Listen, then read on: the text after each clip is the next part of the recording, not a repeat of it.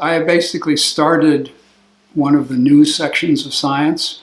The one that existed already was basically former editors of the Harvard's Crimson covering the politics of science. So I was actually covering the science of science. So I was writing physics for the biologist and biology for the physicists, thinking, okay, there's Scientific American for the scientists, there's popular science for the blue-collar guys. Where is it for the college-educated non-scientist? So I proposed launching a magazine to serve that audience to the organization that publishes science, the American Association for the Advancement of Science. And to my surprise, they more or less said yes. And it seemed to go well enough that after a year, the editor said, build me a section.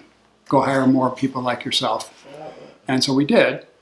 And we had a lot of fun with it for years. So we launched it, and about the fourth issue, Time Inc. announced it was coming in with a competitor, and Hearst launched a competitor too. So we were competing with the big boys, and then we beat them in advertising sales. We won national magazine awards, which they didn't, and generally they were quite embarrassed. And eventually Time Inc. bought us.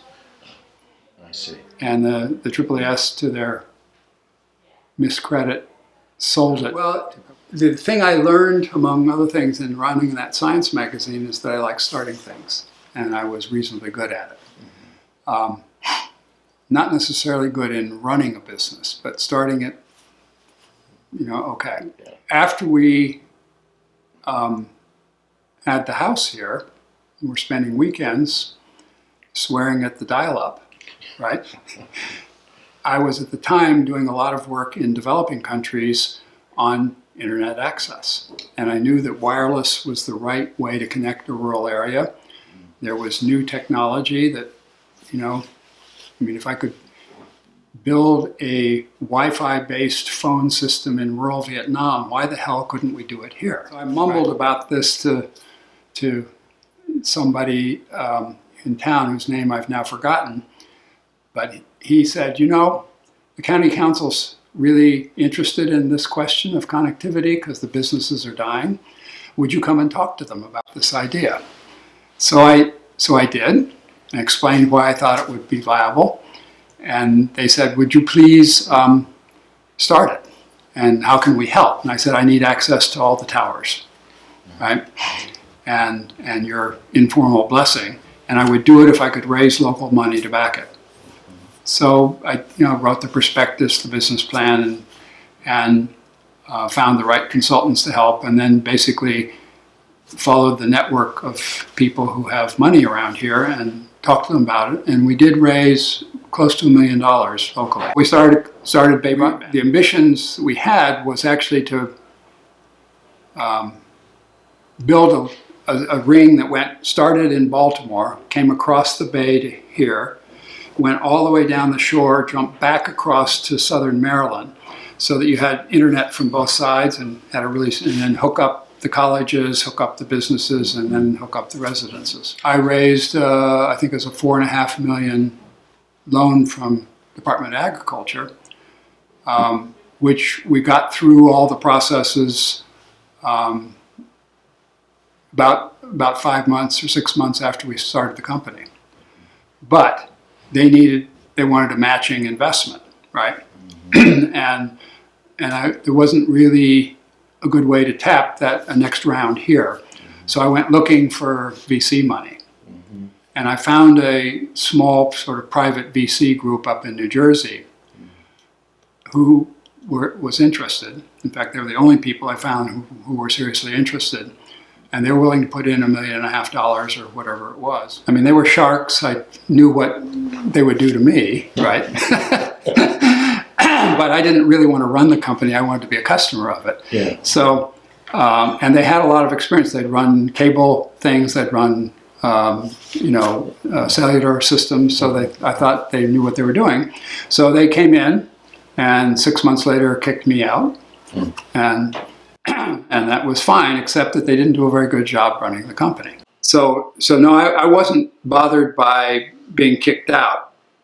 I was bothered by the fact that they screwed it up.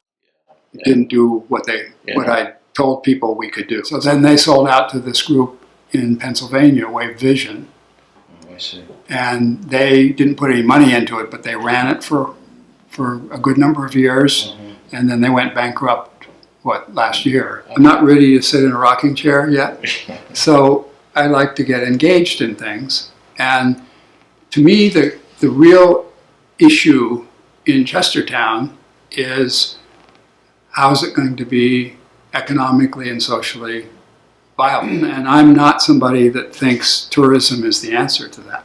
It's just not enough revenue coming from that. So I'm interested in things that can create jobs, that can attract people, that have opportunities for younger people to stay instead of leaving, and all those kinds of things. And some of them are broader Eastern Shore things too. We're sort of living through two transitions in energy. One is the transition away from fossil fuels to clean tech.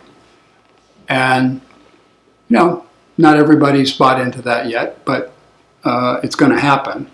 But it's going to take a while. And in the short-term time, what's really happening is we're transitioning out of coal into natural gas as the fundamental fuel supply for heating houses and for generating electricity. So suppose we could convince either private parties or the governor to create a right-of-way and we get a pipeline down here. Then it could fuel light industry. People could heat their houses and cool them with natural gas, which is cleaner and doesn't smell as much as oil. We could have all the local co-ops doing a smart grid with local generation off gas turbines, and supplementing with solar where we could do it. So we could actually be at the cutting edge of where the whole country needs to go in energy. And for light industry, you've got a port nearby, we've got rail lines, we've got good highways, and we've got underemployed labor. So all these things are things I understand nationally, and the interesting question is, why can't we do them here? Yeah.